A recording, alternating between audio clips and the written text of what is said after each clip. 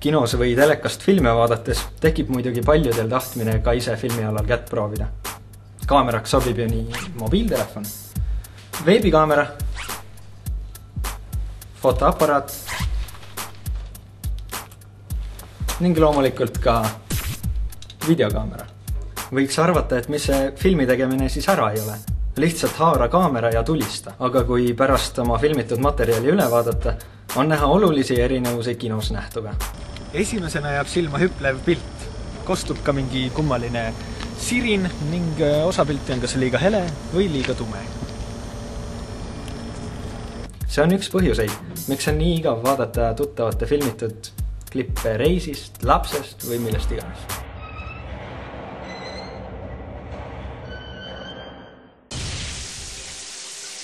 Teine põhjus on muidugi see, et inimesed seal videos on koledad ja kogu tegevuse mõttetu. Väkijuomapullon pimeästä ostin, pimeästä ostin pullonkaulan heti huulille, nostin lentävä poliukko. Aga siinkohal me teid kahjuks aidata ei saa. Sellest saate osas räägime aga hoopis sellest, kuidas oma video tehnilist kvaliteeti tõsta. Tänases saates räägime kaamera liikumisest. Kõige lihtsam ongi kaamerat hoida lihtsalt käes. Kui kaamera on liiga väike ja kerge, siis mõjub kaamerale loomulik käevärin. Kui võimalik, lülitage selle vältimiseks sisse kaamera pildistabilisaator. Sellegi poolest on käevärin märgatav sisse suumitud pildi puhul. Kui soovite näiteks jäädvustada kaugel asuvaid objekte.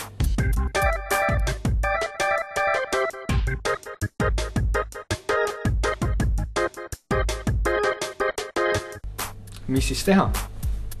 Kõige stabiilsema pildi tagab muidugi statiiv.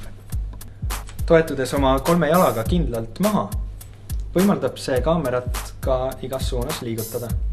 Statiivi ostma minnes soovitame valida võimalikult jäik mudel, aga tegelikult on peaaegu iga statiiv siiski parem kui mitte midagi. Mõistagi tuleb vahel filmida ka liikudes ja siis on stabiilset pilti saavutada juba hulga keerulisem. Abiks on juba see, kui hoida kaamerat 2 käega.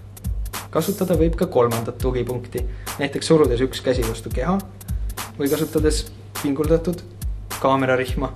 Kaamera eriti sujuvaks liigutamiseks võib kasutada ka kraanat või kaamerakäru ehk tollit. Täna näitamegi, kuidas endale ise tolli ehitada. Kaamera liigutamiseks võib kasutada põhimõtteliselt kõike, millel on rattad all. Näiteks rula, ratastega tool, ratastool, hoostukäru, haiakäru, lapsevanker. Ma võin jätkata. Kõigi eelpool nimetatute puuduseks on see, et nad vajavad liikumiseks äärmiselt siledat pinda. Vastasel juhul kanduvad ebatasasused pildile.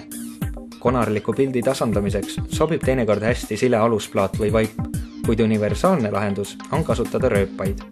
Kõige lihtsam ja odavam rööbas on tavaline PVC toru. Et rattad toru pealt maha ei libiseks, lisame täisnurga all teise ratta. Kui teine ratas paigutada paari sentimeetrise nihkega, ühtlustab see rööbaste ühenduskohtade ületamist. Lihtsam tolli koosnebki niisiis alusplaadist ja 4 rattapaarist. Veelgi stabiilsemaks liikumiseks võib igasse nurka lisada veel 1 rattapaari. Kui tolli peab liikuma mööda ringjoont, siis tuleb ka rattad teha pööratavaks. Selleks kinnitame rattad alguses vaheplaadile ning selle omakorda alusplaadi külge. Kõigepealt on tarvis rattaid. Tolli ratasteks sobivad ideaalselt rularattad.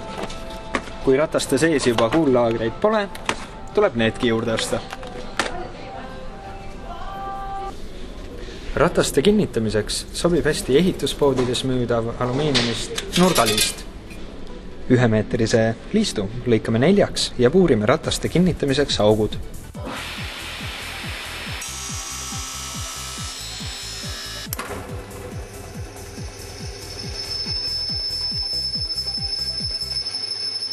Tolli rööbastena on mugav kasutada tavalisi PVC torusid. Tolli ehitamiseks vajaliku puitmaterjali saate mööblijääkide kauplusest. Näiteks meie leidsime siit tolli aluseks sobiva lauaplaadi ning 2 taburetiplaati rataste kinnitamiseks. Nüüd, kus kõik vajalikud detailid on olemas, pole jäänud muud, kui need omavahel kokku kruvida. Rularattad kinnitame poldiga nurga külge. Paneme siia 1 seibiga vahele.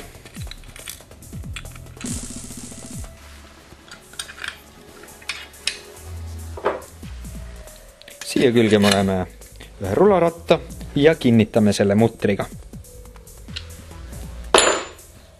Nii, ja nüüd ongi juba kõik rattad ilusti küljes, kontrollige üle, et nad oleks tugevasti ja keerleksid vabalt. Koostatud asjanduse kinnitame taburetiplaadi külge. Kuid enne veel, kinnitame plaadi aluse külge.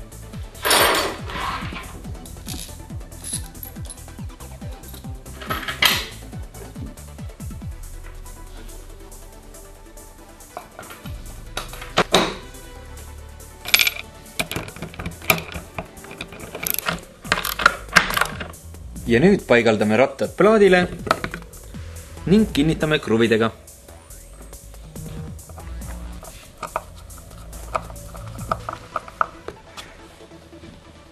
Ja valmis ta ongi.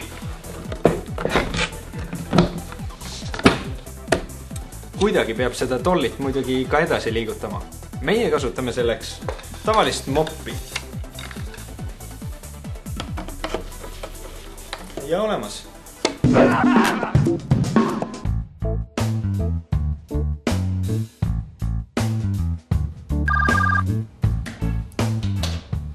Klienditugi, tere päevast! Tere! Olen saanud siin ühe kirja täiesti võõrat aadressilt. Täiesti võõrat inimesed. Mis ma sellega peaks tegema?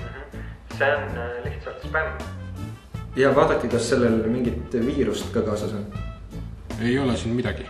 Aga väga hea. Siis võite selle lihtsalt ära kustutada. Selge. Aitäh. Kena päeva teilegi.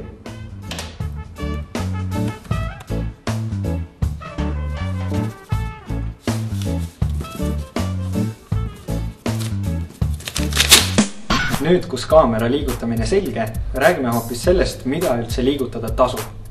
Täpsemalt aga juba järgmises saates. Head ehitamist!